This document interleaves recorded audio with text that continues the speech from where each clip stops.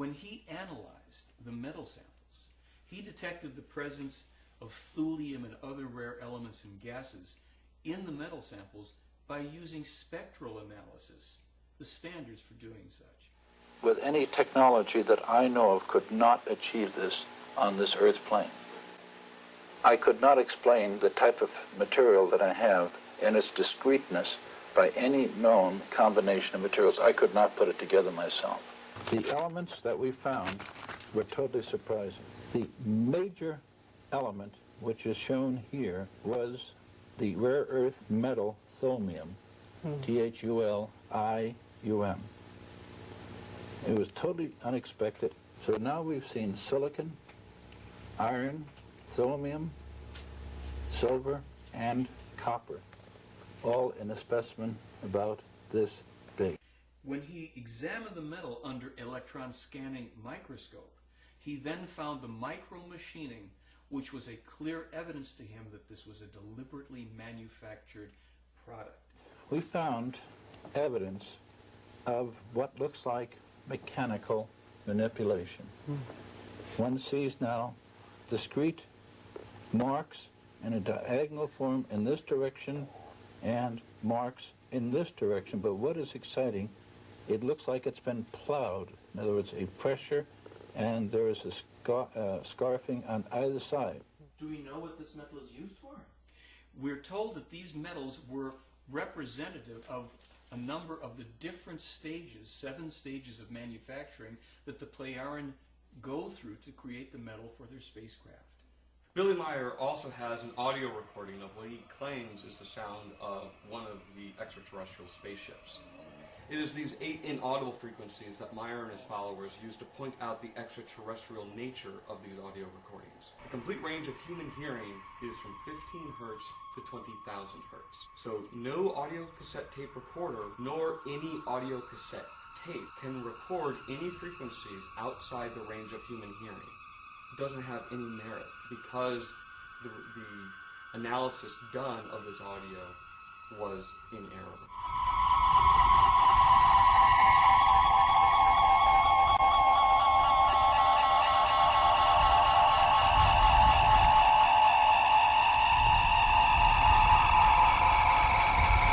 What's happening is the 10 different frequencies are converging on one central frequency, which is, I find, very interesting. This is probably one of the most interesting things about the tape, is that there are... What's this right now? Very, very many tones. Yeah. And they're all changing very fast. Not synthesizers on the market that have oscillators that change that randomly. Even if you got 9 or 10 of them going, they wouldn't change from those peaks that quickly. So a significant thing is this rate of change. And besides, if you were going to create a noise for a spaceship, you'd be hard put to come up with something as original as this. In the original preliminary investigation report done on this case, 8 different sound engineers had the opportunities to analyze the sounds on oscilloscopes and spectrum analyzers. These included 3 different laboratories, including U.S. Naval Undersea Labs. They could find no sound source of record that could produce these sounds. 24 were indeed in the audible range. The 8 inaudible sounds were determined through the calculations in a formula based on the existing sounds. To date, even with synthesizers, nobody has been able to duplicate the sounds which we make freely available to anybody who wants to try. So this next prophecy is one that Mejer and his followers claim is the best case example demonstrating the accuracy of his predictions and therefore the ultimate proof that he is in contact with extraterrestrials. And the prophecy reads, "The danger of accidents in nuclear reactors will increase throughout the world. Regarding this subject, France in particular must be extraordinarily careful in every way, for one prophecy warns of a strong probability for an accident near Lyon." Now, the first thing to be aware of is how vague the actual prophecy is. It doesn't say that there will be an accident at a nuclear reactor near Lyon, only that there might be one at some point in the future. However, in 2005, Michael Horn stated that this prediction actually came true. In August of 2003, the world was having the worst heat wave in recorded history. France receives 75% of its electrical power from nuclear power stations, such as the Bouguer Power Station, located on the Rhone River near Lyon. Nuclear power plants use the river water to cool the reactors and then release the heated water back into the river. French environmental regulations state that the maximum temperature that the water released back into the river can be is 24 degrees centigrade. The reason being that if warmer water were to be released back into the river, it could damage the plant and animal life of the river. This prophecy is one that Mejer and his followers have publicly stated to be the best case example of his accurate ability to see the future. Not only was the plant not shut down in August of 2003, there never was any discussion of shutting the plant down. All of the discussions were on how to keep the plant generating as much electricity as possible. When I first saw the article, I was immediately reminded of Mejer's prophecy regarding this specific nuclear power plant, which was one of 432 on the planet at the time. This prompted me to do more research. We found that article on the internet. It actually preceded the article from 2003 that showed the recent shutdown of that plant. The article from 2000 was even more telling. They foresaw tremendous damage had the repairs not been made at that time.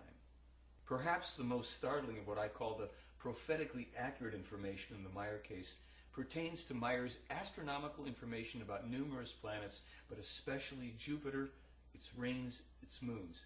Mejer specifically said that Io was the most volcanically active body in the solar system. He published that 5 months before we discovered it. More than a year after he published the information on a ring of Jupiter being composed of ionized sulfur particles, Science magazine published that information in January of 1980.